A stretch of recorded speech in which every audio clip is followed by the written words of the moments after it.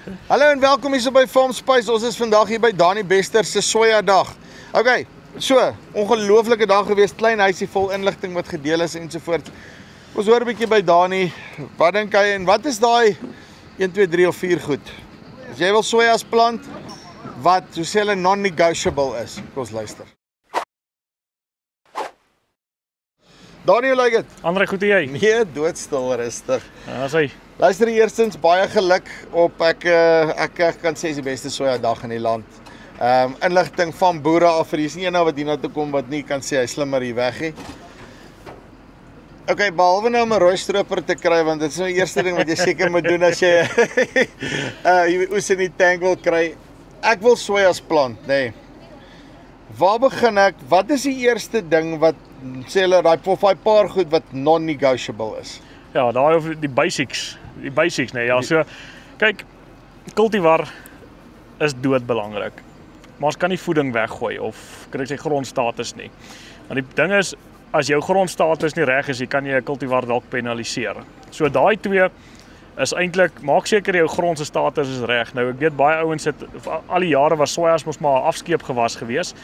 So ouens het nie eintlik bekalk voor 'n boontjie nie. En dit is eintlik wel nog steeds 'n, ek dink 'n skaars praktyk, maar sodra jy begin bekalking en goed en bemesting op jou boontjies meer aandag gee, dan begin jy potensiaal op kultivars ontsluit. Jy moet die regte kultivar hê. Jy kan met die verkeerde kultivar alles wat van hierdie insetverskaffers hierso het, gaan spuit en jy gaan, kom ons sê, 4 ton stroop. Want dit is nou basically wat jy doen is jy skryf dalk nou ek wil nou, wie is die langafstand atlete? Ek ken hulle nie. Ek hardloop nie so ver as ek ken hulle nee, kom ons draai hom om. Ons skryf vir Usain Bolt in vir 'n marathon. Gaan nie werk nie. Dit gaan nie werk nie, ja. So en dis hoekom jy kan die regte kultivar by jou plant. Jy kan hom niks spuit nie om 4 ton stroop. Maar nou die geheim is om die regte kultivar te plant en die regte in hom so te bestuur om nog meer te gaan. Hoe kies ek my kultivar? Want hier's 'n ding wat iemand my nou die dag hierdie kant gesê het. Ek vat nou 'n simpel voorbeeld. Ons in die besproeiing in die weste. Nou, dit is redelik maklik as ek 'n mielie plant, vat ek die een met die kop, want ek wil hom na koring plant, so ek vat die kortste een wat ek kan kry en hy moet stoot en hy moet uit die blokke en gee hom die meeste kos. Nou kom ek by sojaboontjies, nou doen ek dieselfde en toe sê iemand nou die dag vir my nee, jy moet 'n onbepaalde langgroeier plant, want jou seisoen druk jou af op die einde en daai ene gaan net aan en jou seisoen bepaal aan sy einde, maar jou kortgroeier wat bepaald is, hy gaan en hy maak voor die tyd klaar en dis waar jou opbrengsverlies lê. Hoe kies ek? Ja, so eintlik die regte manier om te kies is maar om 'n proef te plant. En daai ding van ja, langgroeier gee meer opbrengs as kortgroeiers is eintlik andersom. Ja. So potensiaal kom van kortgroeiers af, gehardheid kom van langgroeiers af. So jou kortgroeiers gaan altyd die potensiaal hê en dis hoekom hier by die 5.5 hier in die middel rond is jy gaan kyk maar kom ons vat 'n kultivar wat baie van die opbrengskompetisies gewen het. Ek wil nie sê opbrengskompetisie is alwaarna jy moet kyk nie, maar 5953 wat 'n 4.8 is, het eintlik enige plek in die land gaan wen, want dit is 'n 4.8 want die potensiaal is daar. En nou kry jy soos kom ons sê 64 teen 39 van Pioneer wat 'n geharde boontjie is. Hy kan ook vir jou redelik baie potensiaal ook gee, maar ek dink ons is redelik in die plafon op 64 teen 39 wat ons nie kan kry noodwendig op 5953 nie. So jy moet gaan en jy moet maar gaan kultivar proewe gaan plant, maar oor die algemeen die meeste opbrengs kom van jou 5.2's tot 5.7's. Daar is waar die meeste sweet spot vir hoë opbrengs lê, maar so gaan plant 'n kultivar proef 5 of 6 maatskappye sin, nie noodwendig wat jou buurman plant nie, want jou bestuur en jou grondvrugbaarheid verskil van syne af. By my kan ek eers op al my grond dieselfde goed plant nie. Ek het sojas begin hanteer wat ek mielies hanteer, weet dis daai ding van 'n presisie. Elke bestuursone of elke plaas kry dit horses vir courses. Dit wat daar moet geplant word daar geplant. En dit is ook maar dit kom maar van data-insameling af, proewe plante doen. So 'n kultivar proef is, ek dink dit kan jou die meeste geld in kop seere oor 'n langtermyn spaar. Maar kultivar proewe is werk, nee. En vir ons leiboere wat nou nie lus is vir daai klomp werk en al daai goed nie, obviously seker maar in jou area kyk, maar as ek darm 'n vertrekpunt het, wat is die belangrikste ding as dit kom by sojaboontjies? Ek weet nie of plantdatums, daai tipe van goed. Ja, so plantdatum ook, plant jou sojas voor jou mielies. sojas groei op horlosietyd. Ja, Mielies groei op hitte. Dis hoekom jy eerste 'n soja plant, want jy soek hoe langer jy kan blom, hoe vroeër jy kan inkom, hoe langer jy kan blom, hoe langer gaan jou nodes wees. Hoe meer nodes gaan jy hê, wat jy kan blompakkies opsit en pele opsit. Waar as jy later plant, nou kyk jy 22 Desember by ons, alles wat voor dit blom, is eintlik ekstra vakansiegeld. So hoe vroeër jy hom kan plant en vinniger jy die blom kan kry voor 22 of 21 Desember, hoe groter is die bonus wat jy gaan kry in opbreng. So plant hom vroeg, kry jou mielieplante reg, los hom en begin jou sojas plant. Want 'n vroeë plantdatum op 'n soja is goed, maar daar is 'n ding van te vroeg plant. Ja. Want jy het goed soos fosfaat en sink in die grond wat opgeneem word en daai goed is baie grondtemperatuur gevoelig, jy daai elemente om opgeneem te word. So dit help ook nie plant te vroeg nie. So 'n goeie balans, maar afhangende van so goeie grondtemperature, jou area se temperature moet daar min of meer in die koel wees. Ons kan maar gaan kyk rondom wat dit moet wees en so voorts. En stamp hom dan, want soos jy sê, hy groei op horlosietyd. Regte kultivar, so ons gene moet reg wees. En dan Plant bietjie stadiger. Plant bietjie stadiger. Okay, want party ouens sê ek as om 'n soja saai. Jy kan, Jy wil nie dit vind. maar jy wil nie. Jy kan gaan gong skiet met 'n halgeweer ook. Ek is met Maar jy gaan nie ver skiet met 'n halgeweer nie, maar jy kan 1000 meter met 'n 243 of so skiet. En dit gaan oor akkuraatheid en presisie.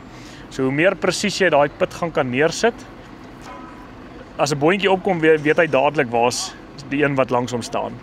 En as hy voel daai een is die een wat langs hom is te naby, dan gaan hy nie geneties hy gaan nie sy genetiese reproduktiewe potensiaal uitdruk nie. Hy gaan wil beklei met daai ene vir oorlewing. Ek sê mos hulle is soos vrouens. Kyk, ons mans kan mekaar 'n bietjie rondstamp en ag is 'n grap, maar vrouens is maar partykeer moenie my stamp of so nie. Hulle is mos een is vinnig, nee wag, ek wil nie saam met hierdie ene. En dieselfde met 'n boontjie ook, weet as hy voel die ander een langs hom is te naby dan dan sy uit my bubbel uit. Uit sy bubbel uit, dan is hy nie gelukkig daarson nie. So plant bietjie stadiger en spasieer daai boontjies en kry hulle gelyk op. En dit bring ons weer terug na onderhou jou planter. Maak seker jou planter is onderhou, selfde ding wat jy met die counter storie nou die dag gesê het. Ja. En dan plantestand, nee, per hektaar. Ek weet ons het op 'n stadium die goed gejaag 350.000 toe, want ons is in die besproeiing en dan doordigtheid bla bla bla, maak ons nou net meer sin. Waar sou jy sê is 'n goeie algemene plantestand waar jy kan sê luister jy weet jy word geblinddoek, jy weet niks van daai ding af en jy moet sojas plant, waar plant jy? 250.000. 250. 250 ja. Langgroeiers selfs nog minder, 200.000. Want dit gaan eintlik meer oor spasiering. Ek sê altyd perfekte stand is wel jy kan 'n 4-hoekie boksie vat. Niks nader as 'n 4-hoekie boksie nie, maar 'n selfoon, ongeag jou rywyte, 'n put hier in die volgende een dae. Dit is eintlik die ideale, ongeag wat jy moet eintlik 'n boontjie, jou inryspasiering op 'n boontjie is belangriker as wat jou finale stand is. Onthou, ons stroop sade wat ons moet inry. Sade is die produk van die stand, maar ook die hoeveelheid pele wat jy gaan stroop. En natuurlik pitgrootte ook. As jou boontjies te naby op mekaar lê, gaan hulle meer mekaar onderdruk en pele steel as wat hulle bietjie beter gespasieerd is en hulle gaan baie meer pele dra. Ek het vandag in my presentation het ek 'n foto daar gehad wat gewys het van ouens wat die navorsing met gedoen het, ek self het al ervaar oor hoe sojabone reageer as die spasiering nie reg is. Die spasiering en gelyke opkoms op 'n boontjie is baie belangriker as eintlik as die stand wat jy plant. Nou laaste ding, nee. Terwyl daai klas ons verlaat, nee. My ervaring met sojas is, en weer eens ek praat uit 'n besproeiingsoogpunt uit, dis dalk nie heeltemal dieselfde nie. Jy het dalk nou 'n koring en mielies voor hom gehad wat jy baie hoë bemestingsvlakke op het. My ervaring was met sojas, ek kry nie regtig reaksie met nuwe bemesting nie, so ek wil sê amper sê hy soos 'n aasvoël, hy soek daai een wat eers so 3 dae in die son gelê het, dan sy nou lekker. nuwe kunsmis, ou kunsmis, wat van daai mite? Ja, weet jy, so 'n boontjie sal eerder poach as hy kan. So hy sal eerder ou kunsmis vat. Maar as daar geen kunsmis nie, dan gaan hy vars kunsmis vat. So die tipe plant wat jy gaan vestig gaan bepaal of hy gaan reageer of nie. Maar fosfaat en kalium wil jy eintlik maar hê, dit moet daar reeds in die grond wees. Ja. Hy gaan makliker 'n boontjie is lui. Selfs ek vat nog die lering as 'n voorbeeld. As jy stikstof in die grond het, hy gaan nie eers syne uitstuur om sê hoorie, nodulering moet plaasvind nie, want hy gaan eerder daai oordrag stikstof in die grond optel. So dis hoekom 'n boontjie gaan eerder op ouer kunsmis reageer as op nie toegediende kunsmis. Maar alhoewel nuwe genetika wat inkom, gaan dalk miskien ietsie anders begin wys. Right, dit is Dani Bester hierso van Dani Bester se Boeredag. Ek dink regtig jy serieus awesome as jy dit nie gemaak het nie, kyk uit in die toekoms dat hy kom. En ja, soos hy sê, paar basics, hou daarby. Dis die van Farm Spice af, tot volgende keer.